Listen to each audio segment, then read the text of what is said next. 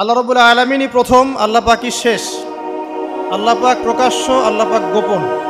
ওয়া হুয়া বিকুল্লি শাইইন আলিম। আল্লাহ পাক বলছেন তিনি প্রত্যেকটা বিষয় সম্পর্কে জ্ঞানী।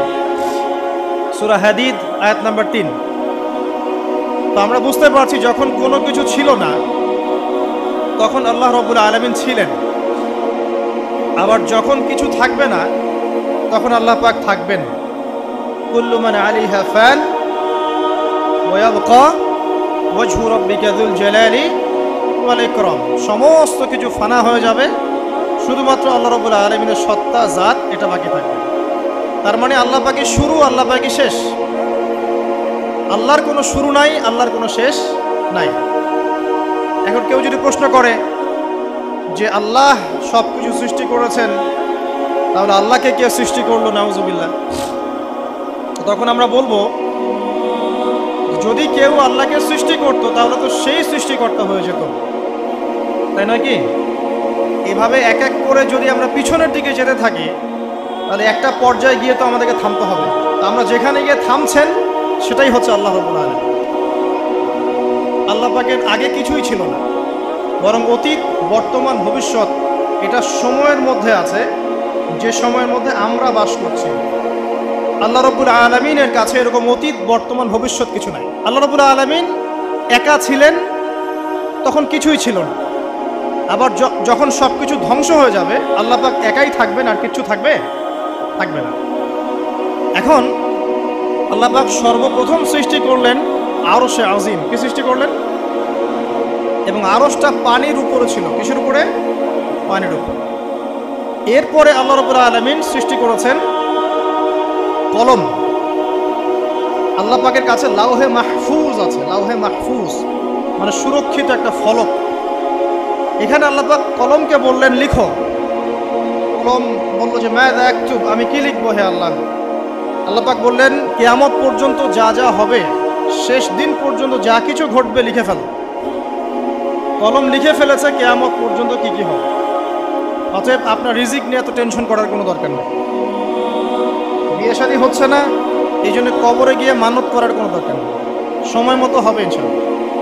যখন রিজিক তাকদিরে লেখা আছে সময় মতো ইনশাল্লাহ হবেই। তাকদিরের বাইরে কিছু হবে না। তো আল্লাহ পাক তাকদির লিখে ফেললেন। এমনকি লাউহে মাহফুজে কোরআনও লিপিবদ্ধ আছে। সূরা বুরুজ পড়েন নাই? বাল হুয়া কুরআনুম মাজিদ ফি লাউহিম মাহফুজ। লাউহে মাহফুজ থেকে কোরআন মাজিদ নাজিল করা হয়েছে প্রথম আসমানে।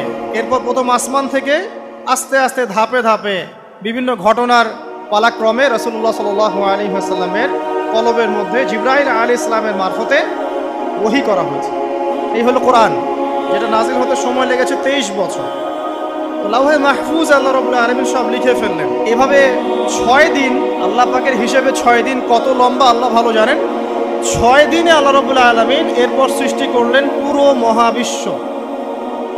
পুরো মহাবিশ্ব বলতে আমি শুধু পৃথিবীর সৌরজগৎ বোঝাচ্ছি না। এই মঙ্গল, বুধ, শনি, বৃহস্পতি এটুক না, এরকম হাজার হাজার সৌরজগৎ মিলে একটা গ্যালাক্সি হয়, আর হাজারটা গ্যালাক্সি মিলে গিয়ে একটা আসমান হচ্ছে, মহাকাশের একটা ছায়াপথ আসমান হচ্ছে। তো এরকম 7টা আসমান, 7টা মহাবিশ্ব আল্লাহ পাক সৃষ্টি করলেন মাত্র 6 দিনে। কয় দিনে? ফি সিত্তাতি আইয়াম। 6 দিনে আল্লাহ পাক সৃষ্টি করলেন। এরপর আল্লাহ রাব্বুল আলামিন প্রত্যেক মহাকাশে তার যার যার কাজ সেটা দিলেন। যেখানে যেখানে মাখলুক সৃষ্টি করা আল্লাহ পাক করলেন। আল্লাহ রাব্বুল আলামিন মালায়েকা সৃষ্টি করলেন নূর দিয়ে। কি দিয়ে? আলো দিয়ে। আলোর মধ্য দিয়ে আল্লাহ রাব্বুল আলামিন ফেরেশতা সৃষ্টি করলেন। আল্লাহ পাক জিন সৃষ্টি করলেন। জিন কি দিয়ে? আগুন দিয়ে। একদম যেটা উত্তপ্ত আগুন, লাল আগুন, সেই আগুন দিয়ে আল্লাহ পাক জিন জাতিকে সৃষ্টি করলেন। সৃষ্টি করার পর আল্লাহ রাব্বুল আলামিন জিন জাতিকে পৃথিবীতে পাঠিয়েছেন। কোথায়? আর এখন মানুষ পৃথিবীতে যা করছে, জিন জাতীয় কিছুটা এরকমই কাজ করেছে, বরং তার চেয়েও হয়তো বেশি করেছে। পৃথিবীতে সে ফিতনার ফাসাদ সৃষ্টি করেছিল। এক পর্যায়ে আল্লাহ রাব্বুল আলামিন জিন জাতিকে ধ্বংস করে দিলেন। কিছু কিছু জিনকে আল্লাহ পাক অবশিষ্ট রাখলেন, যেগুলো পাহাড়ে, পর্বতে, বিভিন্ন জায়গায়, সমুদ্রে আশ্রয় নিল। পাহাড়ি এলাকাগুলোতে জিন থাকে, গভীর সমুদ্রে জিন থাকে, হ্যাঁ, জঙ্গলে জিন থাকে। এরকম কিছু জায়গা আছে, এগুলোর মধ্যে জিনরা থাকে। ওদেরকে ডিস্টার্ব করতে গেলে সমস্যা, আপনাকে ধরে ফেলবে। আর যদি প্রতিদিন সকাল সন্ধ্যার জিকির আজগার ঠিকঠাক মতো না করেন, কোরআন তেলাওয়াত ঠিকঠাক মতো না করেন, নামাজি না হন আর পবিত্র না থাকেন, তাহলে জিন ধরার সম্ভাবনা বেশি। আর আমার মনে হয় এখনকার যে মেয়েগুলো রাস্তাঘাটে ঘোরাফেরা করে, এদের বেশিরভাগই জিন ধরা। কারণ আছে, এমনি এমনি বলি নাই। এটা আপনাকে বুঝতে হলে আল্লাহ এবং তার রাসূলের চোখ দিয়ে দেখতে হবে তো। কারণ তাদের চাল চলন স্বাভাবিক না, কিছু একটা ওদের উপর ভর করেছে। ভরটা করার কারণে তার চাল চলন আজকে এমন হয়ে গেছে। বহু মেয়ের ঘটনা এমন শোনা যায় যে সরাসরি তারা জিন দ্বারা ইফেক্টেড হয়। দেখেন না, রুকিয়া করতে হয়, শরীয়ীভাবে রুকিয়া করতে হয়।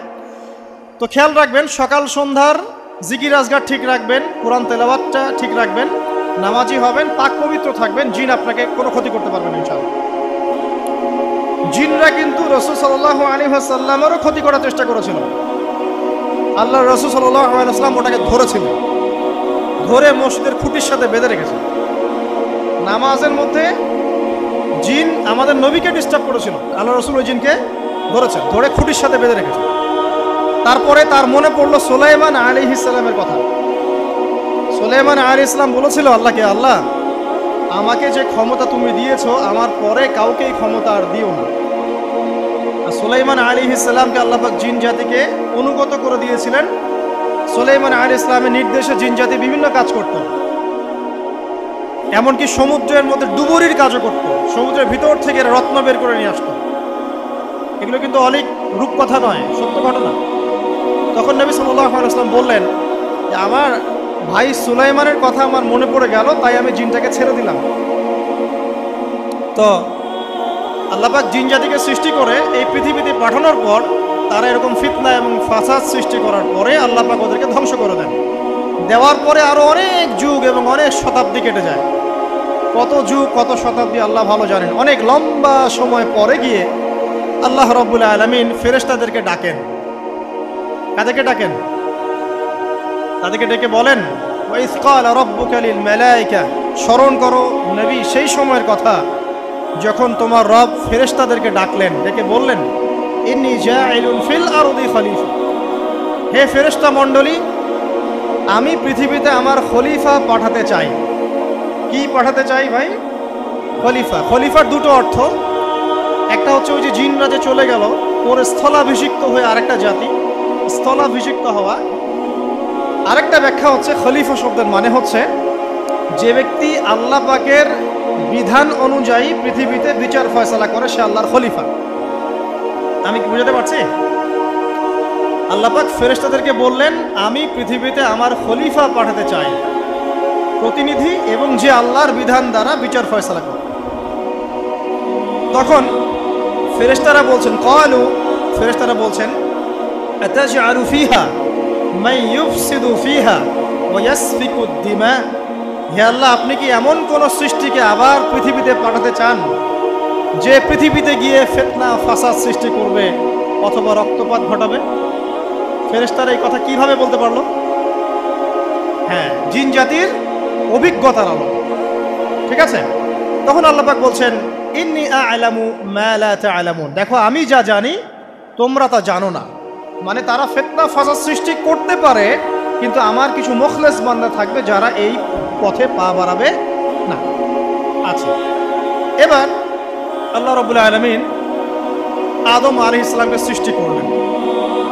আল্লাহ পাক নিজের হাত দিয়ে আদম আলাইহিস সালামকে সৃষ্টি করেছেন। সূরা সাদের মধ্যে আল্লাহ পাক বলেছেন, দেখুন মহাবিশ্বের কোন সৃষ্টির ব্যাপারে বলা হয়নি যে খলাকতু বিয়াদাই, আমি নিজ হাতে তাকে সৃষ্টি করেছি। শুধুমাত্র আদম আলাইহিস সালাম, আমাদের পিতার ক্ষেত্রে বলা হয়েছে খলাকতু বিয়াদাই, আমি নিজ হাতে তাকে সৃষ্টি করেছি। কত সম্মান, কত ভালোবাসা, তাই না? এবার আল্লাহ রাব্বুল আলামিন আদম আলাইহিস সালামকে সমস্ত নাম শিক্ষা দিলেন। সমস্ত নাম মানে কি? ওয়াল্লামা আদামাল আসমাআ কুল্লাহা, আল্লাহ পাক বলছেন এরপর আমি আদম আলাইহিস সালামকে মহাবিশ্বের যত জ্ঞান আছে সমস্ত নাম শিক্ষা দিয়ে দিলাম। যেই জ্ঞান ফেরেশতাদেরও ছিল না, যেই জ্ঞান ইবলিসেরও ছিল। ইবলিস কিন্তু অনেক জ্ঞানী ছিল, ও অনেক বড় আবেদ ছিল, সে দীর্ঘদিন আল্লাহর ইবাদত করেছে, কিন্তু এই জ্ঞান কিন্তু তারও ছিল না, ফেরেশতাদেরও ছিল না। সুম্মা আরাদাহুম আলাল মালাইকা, এরপর আল্লাহ রাব্বুল আলামিন আদম আলাইহিস সালামকে ফেরেশতাদের সামনে নিয়ে আসলেন, উপস্থাপন করলেন। মহাবিশ্বের ঘটনা, এটা ঘটছে, চিন্তা করেন, এটা কিন্তু ঘটেছে আগে, অতীত। এবার সমস্ত ফেরেশতার সামনে আদম আলাইহিস সালামকে নিয়ে আসা হচ্ছে। এবার বলা হচ্ছে যে হে ফেরেশতারা, তোমরা এই নামগুলো বলে দাও দেখি, তোমরা যদি সত্যবাদী হও। তো ফেরেশতারা বলছেন লা ইলমা লানা ইল্লা মা আল্লামতানা, হে আল্লাহ, আপনি আমাদেরকে যা শিখিয়েছেন এর বাইরে তো কোনো জ্ঞান নাই আমাদের। তারপর আল্লাহ পাক আদমকে বললেন আলাইহিস সালাম, হে আদম, তুমি সব নাম বলে দাও দেখি। এরপর আদম আলাইহিস সালাম সমস্ত নাম একটা একটা করে বলে দিলেন। আমাদের পিতা জ্ঞানী ছিলেন, নজ্ঞ ছিলেন, আর আমরা তার সন্তান হিসেবে জ্ঞানী নজ্ঞ, এটা আমাদের শোভা পায়। আমাদের পিতা ছিলেন মহাবিশ্বের সবচেয়ে জ্ঞানী সত্তা, আল্লাহ রাব্বুল আলামিন তাকে জ্ঞান শিখিয়ে দিয়েছেন, সমস্ত জ্ঞান। তবে তার সমস্ত জ্ঞান আর এই মহাবিশ্বের সমস্ত জ্ঞান আল্লাহর জ্ঞানের তুলনায় কতটুকু জানেন? একটা সমুদ্রের মধ্য থেকে এক ফোঁটা পানি উঠালে যেমন হয়, পুরো মহাবিশ্বের জ্ঞান আল্লাহর জ্ঞানের সামনে এতটুকু। আল্লাহ পাকের জ্ঞান এত অসীম, পুরো মহাসাগরের মধ্য থেকে এক ফোঁটা পানি তুললে, ওই যে এক ফোঁটা পানি তুললেন, এটা মহাবিশ্বের জ্ঞান, আর বাকি সমস্ত পানি এটা আল্লাহ পাকের জ্ঞান। ঠিক দুনিয়ার জীবনের এক্সাম্পলটা এমনই। একটা সাগরের মধ্যে আঙ্গুল ডুবালে, আঙ্গুল উঠালে যতটুকু পানি আঙ্গুলে বেঁধে থাকে, এটা দুনিয়া। আর পুরো মহাসাগরটাই হচ্ছে কি? আখিরাত। নবীজি বলছেন সাল্লাল্লাহু আলাইহি ওয়াসাল্লাম, একটা মৃত গাধাকে দেখে বলছেন, সাহাবীরা, তোমরা কি কেউ এই গাধাটাকে 1 দিরহামের বিনিময়ে কিনবে? কান কাটা, মৃত, বলে আছে, এই গাধাটাকে কিনবা 1 দিরহাম দিয়ে? সাহাবীরা বলছেন, মাংনা দিলেও তো কিনবো না। ইয়া রাসূলুল্লাহ, যদি ফ্রিও কেউ দেয়, বিনামূল্যে দেয়, তাও তো নিব না। তখন নবী সাল্লাল্লাহু আলাইহি ওয়াসাল্লাম বলছেন, এটাই হচ্ছে আল্লাহর কাছে দুনিয়ার এক্সাম্পল। ওই মৃত গাধা তোমাদের কাছে যতটা না ইম্পর্টেন্ট, যতটুকু মূল্য রাখে, আল্লাহর কাছে এই দুনিয়া তার চেয়েও কম মূল্য রাখে। তো এই দুনিয়াতে তো সব ফয়সালা হবে না। আমরা তো হতাশ হয়ে যাই না যে দুনিয়াতে এমন কেন, এটা কেন, ওইটা কেন। দুনিয়া এটারই জায়গা, দুনিয়া সব কিছুর কনক্লুশনের জায়গা না, সব কিছুর পরিসমাপ্তির জায়গা হচ্ছে কিয়ামতের মাঠ। ওই দিন যে সফল সে সফল, যে ব্যর্থ সে ব্যর্থ। দুনিয়ার বাড়ি গাড়ি, স্ট্যাটাস, চাকরি বাকরি, ইজ্জত সম্মান, এটা সাফল্য ব্যর্থতার মানদণ্ড নয়, চূড়ান্ত মানদণ্ড নয়। চূড়ান্ত মানদণ্ড কি? ফামান যুহজিহা আনিন নার ওয়া উদখিলাল জান্নাহ ফাকাদ ফাজ। যাকে জাহান্নাম থেকে বাঁচানো হবে, জান্নাতে প্রবেশ করানো হবে, পুলসিরাত পার হতে পারবে, এই একমাত্র ব্যক্তি সফল। সাফল্যের সংজ্ঞাটা জেনে রাখবেন, তাহলে আপনি দুনিয়াতে হতাশ হবেন না ইনশাআল্লাহ। এবার কি হলো, যখন আদম আলাইহিস সালাম সমস্ত নাম শিক্ষা দেওয়া সমস্ত নাম বলে দিলেন, এখানে নাম মানে কিন্তু খালি নাম নয়, জ্ঞান বলে দিলেন, তখন আল্লাহ রাব্বুল আলামিন ফেরেশতাদেরকে বললেন, তোমরা সবাই এখন আদমকে সিজদা করো। ওয়া ইয কুলনা লিল মালাইকাতি ইসজুদু লি আদম। আল্লাহ পাক এবার বলছেন, আমি সমস্ত মালায়েকাকে বললাম তোমরা আদমকে সিজদা করো।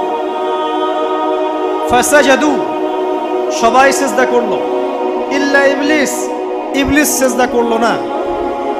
কেন করলে না? ইবলিসকে বলা হচ্ছে, ইয়া ইবলিস মা মানাকা আল্লা তাসজুদা ইয আমারতুক, তোমাকে কে নিষেধ করলো সিজদা করতে ওই আদমকে যাকে আমি আদেশ করেছি? কে নিষেধ করলো? তখন ইবলিস বলছে, খলাকতানি মিন নার ওয়া খলাকতাহু মিন তিন, আমাকে সৃষ্টি করেছেন আগুন দিয়ে আর আদমকে সৃষ্টি করেছেন মাটি দিয়ে, আমি কিভাবে তাকে সিজদা করতে পারি? ইবলিস বলতে চাইলো যে আপনি যে বলছেন আদমকে সিজদা করো, আদম তো মাটির তৈরি, আমি তো আগুনের তৈরি, তাহলে আপনি ভুল বলছেন। নাউজুবিল্লাহ। আগুন কেন মাটির সামনে নত হবে? মাটি আগুনের সামনে নত হওয়া উচিত। তার কেয়াস হচ্ছে এমন, কেয়াস মানে কি? তার এটা কি? হ্যাঁ, তার এটা যুক্তি, তার এটা যুক্তি এবং দর্শন যে আমি কেন তাকে সিজদা করব? আমি তো আগুনের তৈরি আর আদম হচ্ছে মাটির তৈরি। তো খলাকতাহু মিন নার ওয়া খলাকতানি মিন তিন, খলাকতানি মিন নার ওয়া খলাকতাহু মিন তিন, আমাকে সৃষ্টি করেছেন আগুন দিয়ে, আদমকে সৃষ্টি করেছেন মাটি দিয়ে। আবা ওয়াস্তাকবারা, আল্লাহ পাক বলছেন সে উদ্ধত হলো এবং অহংকার প্রদর্শন করলো। আর আল্লাহ পাক অনেক কিছু মাফ করে দেন, কিছু কিছু বিষয় আল্লাহ পাক মোটেই পছন্দ করেন। তার মধ্যে একটা হচ্ছে অহংকার, তার মধ্যে একটা হচ্ছে শিরক, তার মধ্যে একটা হচ্ছে অন্যের হক নষ্ট করা, তার মধ্যে একটা হচ্ছে আদম সন্তানকে হত্যা করা, তার মধ্যে একটা হচ্ছে বৃদ্ধ বয়সে ব্যভিচার করা, তার মধ্যে একটা হচ্ছে মুরতাদ হয়ে যাওয়া। ওই যে খ্রিস্টান হয়ে যাচ্ছেন না, খালি মরেন তারপর বুঝবেন, খালি মালাকুল মউত আসুক তারপর বুঝবেন। আল্লাহ রাব্বুল আলামিন বলছেন তার রাসূলের মাধ্যমে, কেউ যদি সাক্ষ্য দেয় আল্লাহ ছাড়া কোনো মাবুদ নাই, মুহাম্মদ সাল্লাল্লাহু আলাইহি ওয়াসাল্লাম শেষ নবী, ঈসা ইবনে মারইয়াম আল্লাহর প্রেরিত নবী, আল্লাহর পুত্র নন, জান্নাত সত্য এবং জাহান্নাম সত্য, এই পাঁচটা বিষয় যদি কেউ সাক্ষ্য দেয় ইনশাআল্লাহ সে জান্নাতে যাবে, তার আমল যেমনই হোক না। টাকার বিনিময়ে, চাকরির বিনিময়ে, সমাজসেবার নামে আর চিকিৎসার নামে ইমান বিক্রি করে ফেললেন, সুবহানাল্লাহ সুবহানাল্লাহ। তোমাদের এই পৃথিবীতে বেঁচে থাকার চাইতে মাটির তলে চলে যাওয়া ভালো। আবর্জনার কোনো প্রয়োজন নাই আল্লাহর এই জমিনে। এই মুসলিম উম্মার আবর্জনার কোনো প্রয়োজন নাই। এই মুসলিম উম্মার ইমানদার সাহসী তরুণ প্রজন্মের দরকার। আল্লাহ পাক কবুল করুন, আমিন। এরপরে কি হলো? ইবলিস সিজদা করলো না, আবা ওয়াস্তাকবার, সে উদ্ধত হলো এবং অহংকার প্রদর্শন করলো। এবার আল্লাহ পাক জিজ্ঞাসা করলেন, কেন করলে না, কেন করলে না? সে বলল যে আগুন দিয়ে সৃষ্টি করেছেন আমাকে, তাকে সৃষ্টি করেছেন আপনি মাটি দিয়ে, সো আপনি ভুল আমি সঠিক, আমি কেন তাকে সিজদা করব? আল্লাহ পাক তখন আর তার প্রতি রহম করলেন না। আল্লাহ পাক তখন তাকে বলছেন ফখরুজ মিনহা, এখান থেকে বেরো। আল্লাহ পাক যেমন গফুর রহিম আরহামুর রহিমিন, ঠিক তেমনি আল্লাহ পাক শাদীদুল ইকাব, কঠিন শাস্তিদাতাও বটে। আল্লাহ পাক শুধু কি দয়াই করবেন, শাস্তি দিবেন না? দিবেন। ফখরুজ, অপদস্থ হয়ে লাঞ্ছিত হয়ে এখান থেকে বের হয়ে যাও। এখানে অহংকার করার অধিকার তোমাকে দেয়া হয় না, এখান থেকে বের হয়ে যাও। এবার ইবলিস বের হয়ে যাচ্ছে। বের হয়ে যাওয়ার সময় ইবলিস বলছে রব্বি, কি বলছে? রব্বি। দেখেন ইবলিস আল্লাহকে বলছে রব্বি, মানে ইবলিস আস্তিক। ইবলিস কি আস্তিক? ইবলিস আল্লাহ বিশ্বাস করে। ইবলিস বলছে রব্বি, হে আমার রব, আনজিরনি ইলা ইয়াউমি ইউবআসুন, আমাকে কিয়ামত দিবস পর্যন্ত অবকাশ দেন। আমাকে তো বের করে দিচ্ছেন, ঠিক আছে, আমাকে কিয়ামত দিবস পর্যন্ত অবকাশ দেন। শব্দ চয়ন হচ্ছে রব্বি, হে আমার রব, মানে ইবলিস কিন্তু নাস্তিক না। তাহলে এখন যারা এই যে এথিজমে বিশ্বাস করছেন, আসলে এরা কেউ নাস্তিক না, এরা ইসলাম বিদ্বেষী। কখনো দেখবেন না তাদেরকে অন্য ধর্মের কোনো বিষয় নিয়ে কটু মন্তব্য করছে, প্রশ্ন উত্থাপন করছে, এমনটা খুব কমই দেখবেন। এদের যত মাথা ব্যথা ইসলাম নিয়ে। এখানে দেখেন ইবলিসের কথা বলছি, ইবলিস কিন্তু আস্তিক। ইবলিস কি বলছে? রব্বি আনজিরনি ইলা ইয়াউমি ইউবআসুন, হে আমার রব। ইবলিস জানে যে আল্লাহ তার রব। ওই যে সূরা হাশরের শেষের দিকে পড়ে দেখবেন ইবলিস বলে উকফুর, তোমরা কুফরি করো। তারপরে মানুষ যখন কুফরি করে সে বলে আমি ইন্নী আখাফুল্লাহ রাব্বাল আলামিন, আমি আল্লাহকে ভয় করি যে জগৎ সমূহের প্রতিপালক। শয়তানকে মানুষ গিয়ে জিজ্ঞাসা করবে, জাহান্নামীরা, তুমি আমাদেরকে পথভ্রষ্ট করেছে। শয়তান বলবে আমি কিচ্ছু করি নাই, আমি তোমাদেরকে কোনো কাজে ফোর্স করি নাই, আমি শুধু তোমাদেরকে ওয়াসওয়াসা দিয়েছি, তোমরা নিজেরাই কাজ করেছো।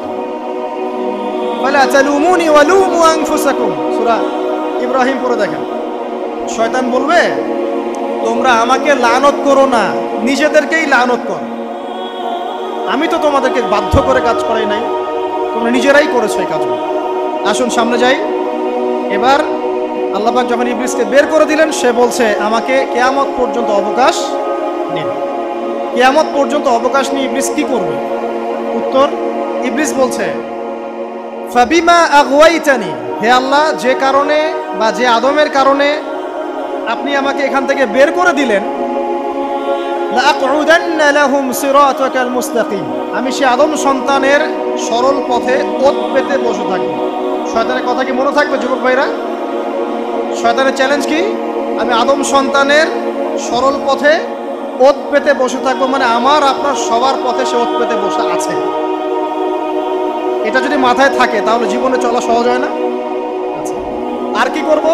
সুম্মা লাআতিয়ান্না মিন বাইনি আইদিহিম, শুধু বসেই থাকবো না, আমি আসবো তাদের সামন থেকে, ওয়া মিন খালফিহিম, তাদের পিছন থেকে, ওয়া আন আইমানিহিম, তাদের ডান দিক থেকে, ওয়া আন শামাইলিহিম, তাদের বাম দিক থেকে, ওয়ালা তাজিদু আকসারাহুম শাকিরিন, হে আল্লাহ আপনি বেশিরভাগ আদম সন্তানকে শুকরগুজার পাবেন না। কার কথা? শয়তানের এই কথাটা কি সত্য না মিথ্যা? এখন বেশিরভাগ লোক নামাজ পড়ে না পড়ে না? পড়ে পড়ে। বেশিরভাগ মুসলিমের দাড়ি আছে না নাই? বেশিরভাগ মুসলিম সুদ খায় না খায় না? এখন বেশিরভাগ তরুণ প্রজন্মের জেনায় আছে না নাই? পর্নোগ্রাফি সবাই দেখে না দেখে না? অন্যের সম্পদ আত্মসাৎ মানুষ করছে না? দুর্নীতি করছে না? ঘুষ খাচ্ছে না? ইসলামের বিধান 100% পালন করে কত পার্সেন্ট মানুষ? খুব কম। আচ্ছা বাদ দেন এত বড় বড় কথা, শুধু কুরআনুল কারীম তেলাওয়াত করতে পারে কতজন মানুষ? বলি না আমরা 90% মুসলিমের বাংলাদেশ, তো 90% মুসলিমের বাংলাদেশে কত ভাগ মুসলিম কোরআন তেলাওয়াত করতে পারে? একটা শুমারি করে দেখেন, কোরআন শুমারি, এটা কোরআন শুমারি করে দেখেন যে কত পার্সেন্ট মুসলিম শুদ্ধ করে কোরআন পড়তে পারে। যারা পড়তে জানে তাদেরও পড়া যে কত ভুল আছে আলেম ওলামার কাছে গেলে বুঝতে পারবেন। আর এই ভুলের কারণে যে অর্থ কত পরিবর্তন হচ্ছে আপনি তো জানেনই। তো এই যে শয়তান বলেছে ওয়ালা তাজিদু আকসারাহুম শাকিরিন, আপনি বেশিরভাগই শুকরগুজার পাবেন। তো কথা সত্য না মিথ্যা? দেখেন ও কিন্তু তার মিশনের মধ্যে ঠিকই আছে। কথা যে সত্য তার প্রমাণ সহিহ বুখারীর একটা হাদিস, যেটা 4 বার এসেছে বুখারীর মধ্যে, যে আদম আলাইহিস সালামকে ডাকা হবে কিয়ামতের মাঠে, ডেকে বলা হবে তোমার সন্তানদের মধ্য থেকে জাহান্নামীদেরকে আলাদা করে দাও। আদম আলাইহিস সালাম বলবেন কতজনকে আলাদা করে দিব? আল্লাহ পাক বলবেন প্রতি 1099 জনকে জাহান্নামের জন্য আলাদা করে দাও। শয়তানের কথা ঠিক না বেঠিক? এবার আল্লাহ রাব্বুল আলামিন তাকে বের করে দিলেন। ইবলিস এবার বের হয়ে গেল, চ্যালেঞ্জও করলো।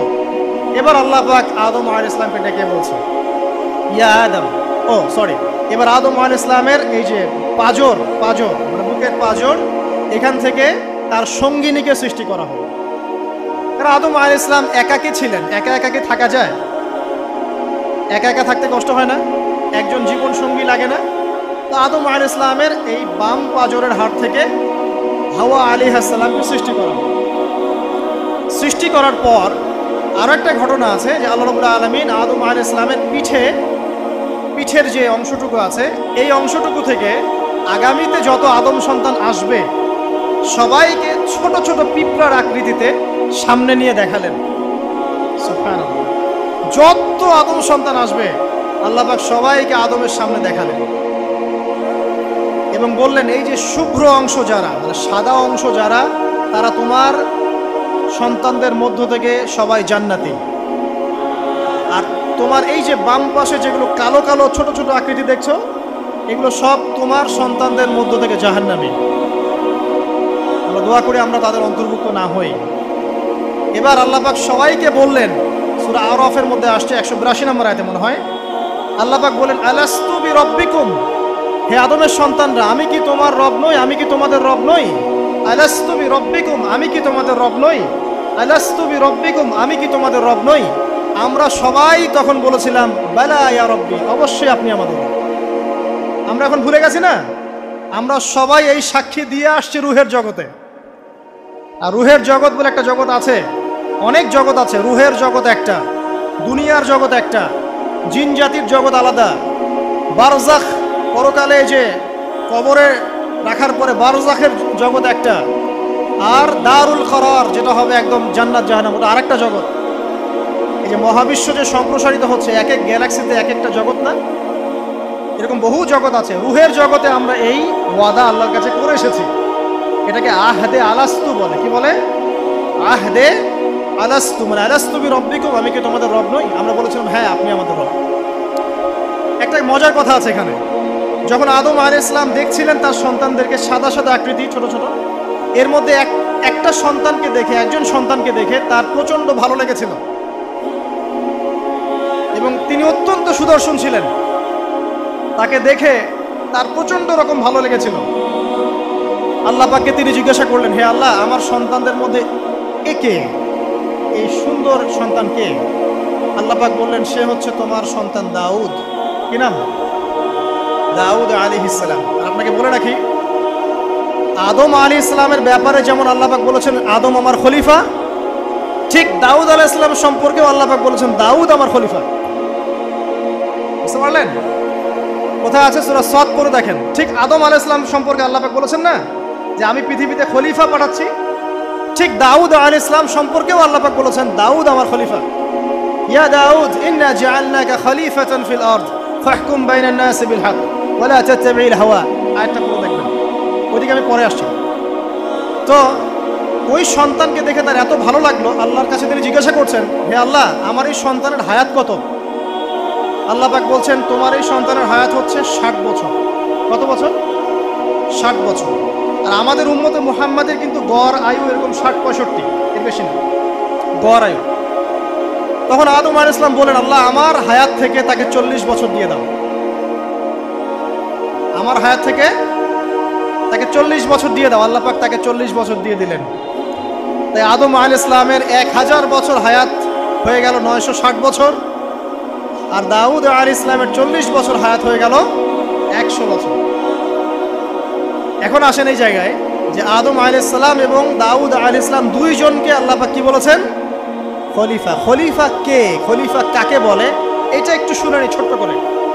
সূরা সাদ পড়বেন 24 কি 26 নম্বর আয়াত। আল্লাহ পাক বলছেন ইয়া দাউদ, হে দাউদ খলিফার কাজ কি এটা শুনেন। হে দাউদ ইন্না জাআলনাকা খলিফাতান ফিল আরদ, নিশ্চয়ই আমি আল্লাহ তোমাকে পৃথিবীতে খলিফা করেছি। কি করেছি? খলিফা করেছি। তোমার কাজ কি? ফাহকুম বাইনান নাসি বিল হক, মানুষের মাঝে আল্লাহর বিধান দ্বারা হকের মানদণ্ডে বিচার ফয়সালা করবে। আর আল্লাহর খলিফার দায়িত্ব কি? আল্লাহর বিধান দ্বারা বিচার ফয়সালা করা। ওয়ালা তাত্তাবি'ল হাওয়া, তুমি নিজের প্রবৃত্তির অনুসরণ করবে না। ফায়ুদিল্লাকা আন সাবিলিল্লাহ, তাহলে তোমাকে এটা সরল পথ থেকে বিচ্যুত করে দিবে। ইন্নাল্লাযীনা ইউদিল্লুনা আন সাবিলিল্লাহ, নিশ্চয় যারা আল্লাহর পথ থেকে বিচ্যুত হয়ে যায়, লাহুম আযাবুন শাদীদ, তাদের জন্য কঠিন শাস্তি আছে। বিমা নাসু ইয়াউমাল হিসাব, এই কারণে যে তারা হিসাবের দিনটা ভুলে গেছে। এই আয়াত থেকে খলিফার ফাংশন বুঝতে পারলেন? খলিফার ফাংশন কি? আপনি যা ইচ্ছা তাই ফয়সালা করবেন, নিজের মন গড়া যা ইচ্ছা রচনা করবেন। ফাহকুম বাইনান নাসি বিল হক, মানুষের মধ্যে হকের মানদণ্ডে বিচার ফয়সালা করুন। হকটা কি জিনিস? আমার দর্শন হক, আমার ফিলোসফি হক, আমার যুক্তি, আমার বিজ্ঞান, এগুলোই হকের মানদণ্ড। হকের মানদণ্ড কি? কোথায় উত্তর আছে? কোরআনেই উত্তর আছে। কোন সূরা? সূরা কাহফ। কত নম্বর আয়াত? আয়াত নম্বর 29। আল্লাহ পাক বলছেন ওয়াকুলিল হাক্কু মির রাব্বিকুম, হক সেটাই যা তোমার রবের পক্ষ থেকে নাযিল। কথা কি ক্লিয়ার? হক কি জিনিস? যা তোমার রবের পক্ষ থেকে নাজিল হয়। ফামান শাআ ফালইউমিন, যার ইচ্ছা হয় সে স্বীকার করুক। ওয়ামান শাআ ফালইয়াকফুর, যার ইচ্ছা হয় সে অস্বীকার করুক। ইন্না আ'তাদনা লিয-যালিমিনা নারান, অস্বীকারী জালেমদের জন্য আমি আগুন প্রস্তুত করে রেখেছি। তো এখানে আপনি হকের সংজ্ঞা পেলেন এবং হকের মানদণ্ডে বিচার ফয়সালা করলে পরে খলিফা হয়। যদি আল্লাহ পাকের হকের মানদণ্ডে কেউ ফয়সালা না করে সে আল্লাহর খলিফা নয়, সে শয়তানের খলিফা। কথা কি ক্লিয়ার? আচ্ছা, এখন যদি আপনি বাধ্য হন কোনো ক্ষেত্রে সেটা আলাদা বিষয়, বাধ্য হয়েছেন সেটা আলাদা বিষয়, কিন্তু আকীদা স্পষ্ট থাকতে হবে যে আল্লাহ রাব্বুল আলামিনের বিধান চূড়ান্ত, এর উপর কোনো বিধান নেই। এখন আপনি আদম এবং দাউদ আলাইহিস সালামের মধ্যে একটা সম্পর্ক বুঝতে পারলেন। এবার আল্লাহ পাক আদম আলাইহিস সালামকে ডাকলেন, ডেকে বলছেন আদম এবং হাওয়া, তোমরা দুজন উসকুন আনতা ওয়া যাওজুকাল জান্নাহ, এবার তুমি আর তোমার স্ত্রী হাওয়া তোমরা জান্নাতে থাকো। ফাকুলা মিনহা রাগাদান হাইথু শি'তুমা, জান্নাতের যেখান থেকে ইচ্ছা তোমরা ফল খাও বা যা ইচ্ছা তাই করো, সবকিছু উন্মুক্ত তোমাদের জন্য জান্নাতে। একটা বিষয়, ওয়ালা তাকরাবা হাযিহিশ শাজারা, এই যে গাছটা দেখছো এই গাছের কাছেও যাবে না। এখানে শব্দ এমন না যে গাছের ফল খাবে না, শব্দ হচ্ছে এমন গাছের কাছেও যাবে না। যেমন ওয়ালা তাকরাবু জিনা, জিনা করবে না আল্লাহ পাক বলেননি, বলেছেন জিনার কাছেও যাবে না। ওয়ালা তাকরাবু মাল আল ইয়াতীম, ইয়েতিমের মাল খাবে না আল্লাহ পাক বলেন নাই, আল্লাহ বলছেন ইয়েতিমের মালের কাছেও যেও না। আমি কি বুঝাতে পারছি? এই গাছের কাছেও যেও না। এবার জান্নাতে তারা থাকতে লাগলেন। এবার ইবলিস তো আর হাল ছেড়ে দেয় নাই, সে কি বলেছিল? ডান বাম সামন পিছন সব দিক থেকে আসবে। সে এসে ওয়াসওয়াসা দেয়। কি ওয়াসওয়াসা দেয়? হে আদম হাল আদুল্লুকা, আমি কি তোমাকে বলে দিব আলা শাজারাতিল খুলদ ওয়া মুলকিন লা ইয়াবলা, হে আদম আমি কি তোমাকে বলে দিব এমন একটা গাছের কথা, যেই গাছের ফল খেলে পরে তুমি চিরস্থায়ী জীবন লাভ করবে, কোনোদিন মারা যাবে না।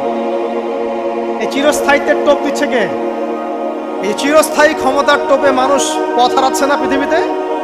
ওয়ামুলকিল লা ইয়াবলা, এমন রাজত্ব পাবে যেই রাজত্ব কখনো ক্ষয় হবে না। চিরস্থায়িত্বের টোপ, রাজত্বের টোপ, এই দুটোই হচ্ছে পৃথিবীতে মানুষকে পথভ্রষ্ট করার শয়তানের অস্ত্র। কথা মনে বুঝতে পারেন না? আমার মাথার উপর দিয়ে যাচ্ছে, বুঝতে পারবেন ইনশাআল্লাহ। তো টোপ দিচ্ছে দুইটা, হাল আদুল্লুকা আলা শাজারাতিল খুলদ ওয়া মুলকিন লা ইয়াবলা। করতে করতে করতে করতে একদিন সত্যি সত্যি আমাদের পিতামাতা সেই গাছের কাছে চলে গেলেন। যখনই চলে গেলেন, ফালাম্মা যাকা শাজারা, যখন তারা গাছের কাছে চলে গেলেন, বাদাত লাহুমা সাওআতিহিমা, তাদের পরনে যে জান্নাতি কাপড় ছিল ধাপাস করে খুলে পড়ে গেল। ইন্না লিল্লাহি ওয়া ইন্না ইলাইহি রাজিউন। আমাদের পিতামাতাকে পুরো মহাবিশ্বে ফেরেশতাদের সামনে জান্নাতে নগ্ন করে দিল ইবলিস। আমি মনে বুঝাতে ব্যর্থ হচ্ছি। আমাদের পিতামাতাকে জান্নাতে ফেরেশতাদের সামনে, সবার সামনে নগ্ন করে কাপড় খুলে ফেললো কে? ইবলিস। তো এখন যে কাপড় খোলার সংস্কৃতি চলছে, কারা এরা? ওরা জিন শয়তান, এগুলো মানুষ শয়তান। শয়তান দুই প্রকার, মিনাল জিন্নাতি ওয়ান নাস, জিন শয়তান আর মানুষ শয়তান। ওই জিন শয়তান এদেরকে ওয়াসওয়াসা দিয়ে দিয়ে নগ্ন করেছে। এরা এখন নগ্নতার আন্দোলন শুরু করেছে, এবং আমি জানি কয়দিন পরে এটা বিকিনি পরেও ঘুরবে। অবাক হচ্ছেন? কিয়ামতের আলামতের মতো অন্যতম হচ্ছে মানুষ রাস্তার ধারে ধারে জেনা করবে, রাস্তার মোড়ে মোড়ে জেনা হবে। তখনকার সবচেয়ে ভালো মানুষ হবে সেই ব্যক্তি যে গিয়ে বলবে, বাবা তোমরা জেনা করছো করছো, এই দেয়ালের পিছনে গিয়ে করতে পারলো না। সে হবে সবচেয়ে ভালো মানুষ। এই যে কাপড় খোলার সংস্কৃতি শুরু হয়েছে, এটা কার সংস্কৃতি? বাদাত লাহুমা সাওআতিহিমা। আল্লাহ পাক আরো বলছেন, ইয়া বানি আদম, হে আদম সন্তান, লা ইয়াফতিনান্নাকুমুশ শাইতান, শয়তান যেন তোমাদেরকে ফিতনায় ফেলতে না পারে। কামা আখরাজা আবাওয়াইকুম মিনাল জান্নাহ, ঠিক যেভাবে শয়তান তোমাদের পিতা মাতাকে জান্নাত থেকে বের করে দিয়েছিল। আর কি করেছিল? কামা আখরাজা আবাওয়াইকুম মিনাল জান্নাহ ইয়ানজিউ আনহুমা লিবাসাহুমা, শয়তান তোমাদের পিতা মাতার লেবাস পোশাক খুলে ফেলেছিল। ঠিক এভাবেই যেন পৃথিবীতে শয়তান তোমাদেরকে ফিতনায় ফেলতে না পারে, আল্লাহ পাক সতর্ক করছেন। এখন কি বুঝতে পারছেন? এই নগ্নতার যে ছয় লাভ, নগ্নতা, অশ্লীলতা, পর্নোগ্রাফি, বেহাপনা, ফ্রি মিক্সিং, নারীদেরকে নগ্ন করে রাস্তায় বের করে নিয়ে আসা, এগুলো কার এজেন্ডা? শয়তানের এজেন্ডা। এর উপর কোনো কথা নাই, কারণ কোরআনের উপর কোনো সত্য নাই। এগুলোর উপরে কোনো কথা হবে না, বিকজ কোরআনের উপর কোনো সত্য নাই। আছে? নাই। কোরআনে আল্লাহ পাক বলেছেন যে শয়তান ফিতনায় ফেলেছিল, ইয়ানজিউ আনহুমা লিবাসাহুমা, শয়তান তোমাদের পিতামাতার লেবাস খুলে ফেলে দিয়েছিল। ওয়াতাফিকা ইয়াখতিফানি আলাইহিমা মিন ওয়ারাকিল জান্নাহ, তখন আমাদের পিতামাতা জান্নাতের গাছের যে এই যে পাতাগুলো আছে এগুলো ছিঁড়ে ছিঁড়ে লজ্জাস্থান ঢাকতে লাগলেন। ইন্না লিল্লাহ। আমাদের পিতামাতার কি দুর্দশা হয়েছিল, আমাদের পিতামাতার কি দুর্দশা, কি লজ্জা হয়েছিল তখন। চিন্তা করে দেখেন, শয়তান কাপড় খুলে ফেলে দিয়েছে। আর আমাদের পিতামাতা, আমাদের মা, আমাদের বাবা জান্নাতের এই যে পাতাগুলো ছিঁড়ে ছিঁড়ে গায়ের লজ্জাস্থান ঢাকা শুরু করেছেন। কি পরিমাণ লজ্জা চিন্তা করেন। আপনাকে যদি এখানে কেউ নগ্ন করে ফেলে এবং আপনি যদি না চান বিষয়টা, সবাই জোর করে আপনার কাপড় খুলে ফেলে, আপনার কেমন লাগবে? কেমন লাগবে? এই ঘটনা ঘটেছে মহাবিশ্বে, শয়তান ঘটিয়েছে। এরপর আল্লাহ পাক ডাকলেন, ডেকে বলছেন, ইয়া আদম, হে আদম, আলাম আনহাকুমা আন তিলকুমা শাজারা, হে আদম আমি কি তোমাদেরকে দুজনকে নিষেধ করি নাই যে গাছের কাছে যাবে না? আমি কি তোমাদের দুইজনকে নিষেধ করি নাই যে তোমরা গাছের কাছে যাবে না? তখন আদম আলাইহিস সালাম বুঝতে পারলেন যে তারা একটা বড় ভুল করে ফেলেছে। তারপর আল্লাহ রাব্বুল আলামিন দয়া পরবশ হয়ে আদম এবং হাওয়া আলাইহিস সালামকে কালিমা শিক্ষা দিলেন, তওবার কালিমা, যেই কালিমা দিয়ে তারা তওবা করতে পারেন। সেই কালিমা হচ্ছে রব্বানা যালামনা আনফুসানা ওয়া ইল্লাম তাগফির লানা ওয়া তারহামনা লানাকুনান্না মিনাল খাসিরিন। এই দোয়া শিখে নিয়ে আদম এবং হাওয়া আলাইহিস সালাম তওবা করলেন। আল্লাহ পাক তাদের তওবা কবুল করে মাফ করে দিলেন। কিন্তু জান্নাতে আর থাকা হলো না। আল্লাহ পাক বলেন, কুল নাহবিতু মিনহা জামিআ, এবার তোমরা সবাই মিলে এখন পৃথিবীতে নেমে যাও। আল্লাহ মাফ করে দিলেন, কিন্তু তোমরা এখন পৃথিবীতে নেমে যাও, জান্নাতে আর থাকা হবে না। খেয়াল করে দেখেন, ইবলিসও আল্লাহর আদেশ মানে নাই। আল্লাহ বলেছেন সেজদা করো, ইবলিস কিন্তু করে নাই। আবার আমাদের পিতা আদম আলাইহিস সালামকে আল্লাহ পাক বলেছেন গাছের কাছে যেও না, তারা চলে গেছেন। দুটোই কি অবাধ্যতা নয়? তাহলে ইবলিসকে চিরস্থায়ী জাহান্নামী করা হলো, আদম সন্তানকে কেন করা হলো না? উত্তর, আদম সন্তান আদম আলাইহিস সালাম তওবা করে ফিরে এসেছে, ইবলিস আসে নাই। তাই আমাদের দ্বারা পদে পদে ভুল হবেই, তওবা করে ফিরে আসলেই গুনাহ মাফ ইনশাআল্লাহ। আর যদি ইবলিসের মতো গুনার উপর গুনাহ করতেই থাকেন আর বলেন যে আমি ঠিক কাজ করছি, তাহলে ইনশাআল্লাহ ওই যে জাহান্নাম অপেক্ষা করছে। ইবলিসকে আল্লাহ পাক বললেন যে তুমি এবং তোমার অনুসারী যারাই থাকবে সবাইকে দিয়ে লাআমলাআন্না জাহান্নামা মিনকুম আজমাইন, তোমাদের সবাইকে দিয়ে আমি জাহান্নাম পরিপূর্ণ করব। নাউযুবিল্লাহ। এবার সবাই পৃথিবীতে নেমে আসলো। পৃথিবীতে এসেই কি আল্লাহ পাক ছেড়ে দিলেন? না, আল্লাহ রাব্বুল আলামিন বলছেন কুল নাহবিতু মিনহা জামিআ, তোমরা পৃথিবীতে নেমে যাও। ফাইম্মা ইয়াতিয়ান্নাকুম মিন্নি হুদান, দুনিয়াতে যাচ্ছ যাও, তবে মনে রেখো যে আমার পক্ষ থেকে তোমাদের কাছে হেদায়েতের বাণী আসবে। আমার পক্ষ থেকে তোমাদের কাছে হেদায়েতের বাণী আসবে। ফামান তাবিআ হুদায়া ফালা খাউফুন আলাইহিম ওয়ালা হুম ইয়াহজানুন, যারা আমার হেদায়েতের বাণীগুলো মেনে চলবে তাদের কোনো ভয় নাই, কোনো দুশ্চিন্তাও নাই। ওয়াল্লাযীনা কাফারু ওয়া কাযযাবু বিআয়াতিনা, কিন্তু যারা আমার আয়াতকে কুফরি করবে, মিথ্যা প্রতিপন্ন করবে, ফাউলাইকা আসহাবুন নার, তারা হবে জাহান্নামের অধিবাসী। হুম ফিহা খালিদুন, তারা সেখানে চিরস্থায়ী হবে। এই সহজ সরল জীবন দর্শন দিয়ে আল্লাহ পাক পৃথিবীতে পাঠিয়ে দিলেন। এবার শুরু হলো পৃথিবীতে পথ চলা। পৃথিবীতে পথ চলার ক্ষেত্রে অনেক কিছু সৃষ্টি করতে হলো, আবিষ্কার, কৃষিকাজ, এটা ওটা সব কিছু। আদম আলাইহিস সালামকে আল্লাহ পাক সেই জ্ঞান ওহীর মাধ্যমে শিক্ষা দিলেন। কৃষিকাজ আল্লাহ পাক শিক্ষা দিয়েছেন, চাকা সৃষ্টি করা আল্লাহ পাক শিক্ষা দিয়েছেন, বাহন সৃষ্টি করা আল্লাহ পাক শিক্ষা দিয়েছেন। যত রকম জ্ঞান আছে সমস্ত জ্ঞান এসেছে নবীদের পক্ষ থেকে। সবকিছু জ্ঞানের মূল ভিত্তি এসেছে নবীদের কাছ থেকে, আল্লাহর ওহীর কাছ থেকে। যত সভ্যতা দেখছেন বড় বড়, সমস্ত সভ্যতা শুরু হয়েছে নবী দ্বারা, এবং সভ্যতা শেষও হবে একজন নবী দ্বারা। তার নাম কি? ঈসা ইবনে মারইয়াম। আদম আলাইহিস সালাম আল্লাহর দেয়া শিক্ষায় শিক্ষিত হয়ে দুনিয়াতে চলতে লাগলেন এবং তওবা ইস্তেগফার করতে লাগলেন, কাঁদতে লাগলেন। দীর্ঘকাল তারা ক্রন্দন করেছেন। কি কারণে? ওই যে একটা ভুল তারা করে ফেলেছে। দুনিয়াতে এসে ক্রন্দন করতে আল্লাহ রাব্বুল আলামিন এক পর্যায়ে তওবা কবুল করে ফেললেন। এবার সামনে যান,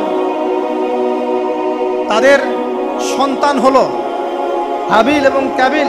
নাম শুনেছেন? শোনেন নাই? হাবিলের কুরবানি কবুল হয়, কাবিলের কুরবানি কবুল হচ্ছে না। বিকজ কাবিল এর কুরবানির মধ্যে ইখলাস নাই। ভাইয়ের কুরবানি কেন কবুল হচ্ছে, আমারটা কেন হচ্ছে না? হিংসার বশবর্তী হয়ে কাবিল হাবিলকে হত্যা করে ফেললো। নবী পরিবারের সদস্য হয়েও কাবিল এরকম অন্যায় করে ফেলল। আর কি হলো? রাসূল সাল্লাল্লাহু আলাইহি সাল্লাম বলেছেন, পৃথিবীতে যত মানুষ অন্যায়ভাবে নিহত হবে, পৃথিবীতে যত মানুষ অন্যায়ভাবে খুন হবে, সমস্ত খুনের পাপের একটা অংশ কাবিলের আমলনামায় যুক্ত হবে। কারণ সেই প্রথম খুন চালু করেছে। এই যে আজকে গুনাহে জারিয়া চালু করছেন না, সুদী এনজিও, সুদী সমিতি, সিনেমা হল, এইটা ওইটা, মদের বার, যত গুনাহে জারিয়া চালু করছেন, মৃত্যু হবে, কবরে যাবেন ঠিকই, কিন্তু গুনাহ কমবে না ইনশাআল্লাহ। মনে করেন একজন নগ্ন ছবিতে অভিনয় করেছে, ঠিক আছে, এখন নাই পৃথিবীতে, বা কেউ অশ্লীল গান বাজনা করে দুনিয়া থেকে বিদায় নিয়েছে, দুনিয়াতে তার গান এখনো বাজছে, সে কবরে শুয়ে শুয়েই সেই গুনাহগুলো পাচ্ছে। ঠিক আপনি যদি এখন ভালো কোনো কাজ করেন, দিনই কোনো ভালো কাজ করেন, মসজিদ হোক, মাদ্রাসা হোক, ইতিমখানা হোক, বিধবাদের কোনো প্রকল্প হোক, বৃদ্ধাশ্রম হোক, মানবতার কোনো কল্যাণমূলক কাজ হোক, মৃত্যুর পরেও ইনশাল্লাহ আপনি নেকি পেতে থাকবেন। সদকায়ে জারিয়া আর গুনাহে জারিয়া ভালো করে বুঝবেন। একটা গুনাহ করে মাফ নেওয়া আলাদা বিষয়, আর গুনাহ চলতে থাকাটা আর একটা বিষয়। আল্লাহ আমাদেরকে হেফাজত করুন, আমিন। নবী পরিবার এগিয়ে গেল এবং তাদের সময়ে তারা শুধু ক্রন্দন করেছেন, ইবাদত করেছেন, আল্লাহর কাছে ইস্তেগফার করেছেন এবং ওই যে জান্নাতে ফিরে যাওয়ার জন্য তারা আপ্রাণ চেষ্টা করেছে। এক পর্যায়ে আদম আলাইহিস সালামের বয়স যখন 960 বছর হলো, আল্লাহ রাব্বুল আলামিন তাকে ওফাত দিলেন, তার ইন্তেকাল হয়ে গেল। ইন্না লিল্লাহি ওয়া ইন্না ইলাইহি রাজিউন। এরপরেও নবী পরিবার চলতে লাগলো।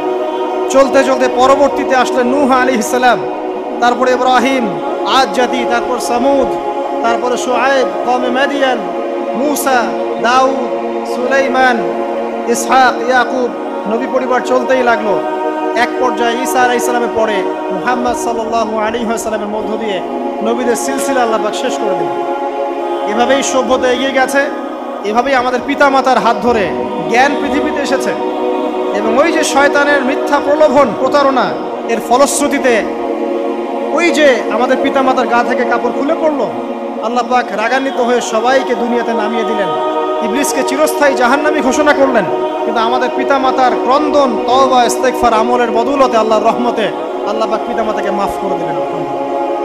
এভাবেই মানব জাতি এগিয়ে যাচ্ছে। আজকে আমরা এই পর্যায়ে পর্যন্ত এসেছি। আদম আলাইহিস সালামের এই সংক্ষিপ্ত জীবনী থেকে আমরা কি শিখলাম? আমরা শিখলাম যে আল্লাহ রাব্বুল আলামিন অনেক ভালোবেসে, অনেক মহব্বত করে, মমতা দিয়ে, মায়া দিয়ে নিজের হাতে আমাদের পিতাকে সৃষ্টি করেছেন।